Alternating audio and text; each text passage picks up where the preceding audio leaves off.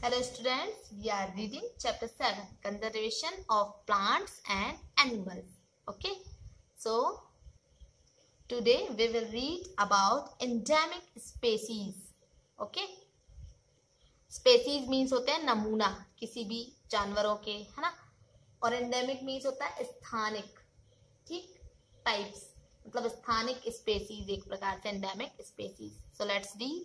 Soon the group quietly enters the deep forest. Children are surprised to see a very big squirrel. This squirrel has a big fluffy tail. They are very curious to know about it. Madhavji tells them that this is known as the giant squirrel and is endemic to this area. ठीक है, तो पहेली और बूझो और उनके classmate और उनके प्रोफेसर ये सब कहाँ गए थे? पचमढ़ी बायोस्फीयर रिजर्व गए थे, है ना। तो वही इनका जो ग्रुप था वो एक घने जंगल में एंटर किया, है ना। तो चिल्ड्रंस जो थे वो बहुत सरप्राइज थे एक बड़ी सी स्क्वायरल को देखकर, ठीक है। स्क्वायरल जो थी, स्क्वायरल की बिग फ्लफी टेल थी, पूंछ थी, है ना। और वो बहुत क्यूरियस थे जानने के लिए उसके बारे में। तो माधव जी ने उन्हें बताया कि इसको जायंट स्क्वायरल कहते हैं। जायंट मीन्स होता है बड़ा या विशाल स्क्वायरल, है ना। और ये इस एरिया की एंडेमिक है, मीन्स ये इसी एरिया में पाई जाती स्थानिक, ठीक है। सो एंडेमिक स्पेसीज के बारे में बताया जा रहा है कि endemic species are those species of plants and animals which are found exclusively in a particular area. Endemic species वो स्पेसीज होते हैं प्लांट्स या एनिमल्स के स्पेसीज होते हैं, है ना, जो एक पर्टिकुलर एरिया में पाया जाता है, ठीक है। They are not naturally found anywhere else, वो कहीं और नहीं पाए जाते हैं, ठीक है। A particular type of animal और plant may be endemic to a zone, a state और a country.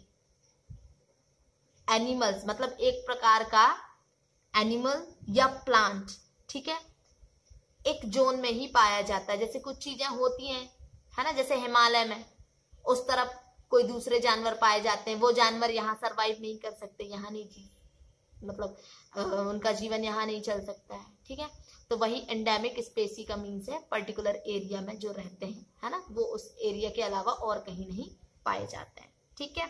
Madhav ji shows साल and wild mango as two example of the endemic flora of the Pachmarhi biosphere reserve. तो यहाँ माधव जी ने उनको एक साल का ट्री और एक वाइल्ड मैंगो ट्री, है ना, वाइल्ड मैंगो जंगली जो आम का पेड़ है, फ्लोरा के रूप में, फ्लोरा मतलब पता है वनस्पति, है ना, उसके रूप में वो दिखाया उन्हें पचमढ़ी बायोस्फीयर रिजर्व में, ठीक है।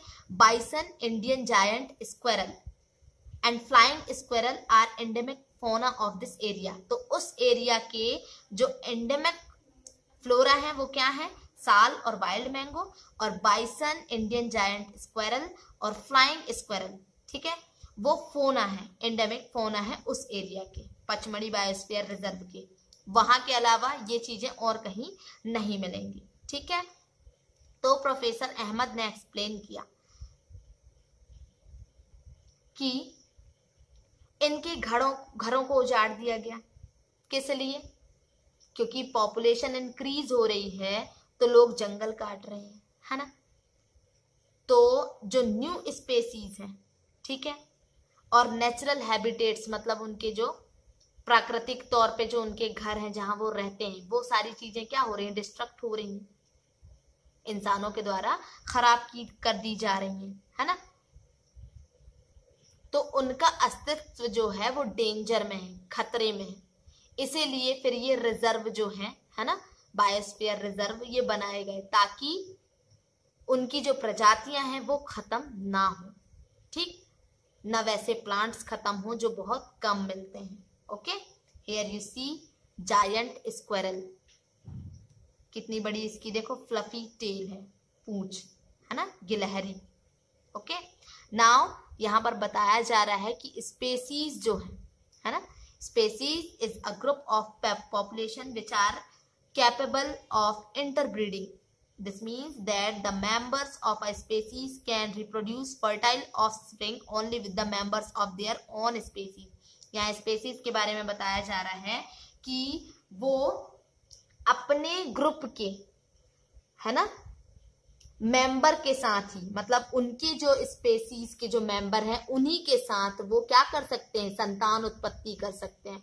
बाकी अगर कहा जाए कि किसी और उन्हीं की तरीके के, जैसे गिलहरी तो और भी मिल जाती है ना, स्क्वायरल और भी मिल जाती है, पर उनकी प्रजाति के जो होंगे, है ना, उन्हीं की तरह, तो उनके साथ वो संतान उत्पत्ति कर सकते हैं। बाकी अदर स्पेसीज के साथ वो ऐसा नहीं कर सकते हैं।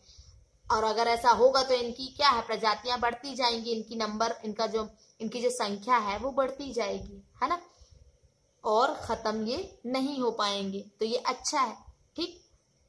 तो यहाँ एक एक्टिविटी दी है कि find out the endemic plants and animals of the region where you live. तो आपके रीजन में ऐसा कोई एंडेमिक प्लांट्स या एनिमल्स है जो सिर्फ आपके एरिया में होते हो और कहीं ना होते हो, तो उसको आपको फाइंड करना है। Okay, so next topic we will read tomorrow.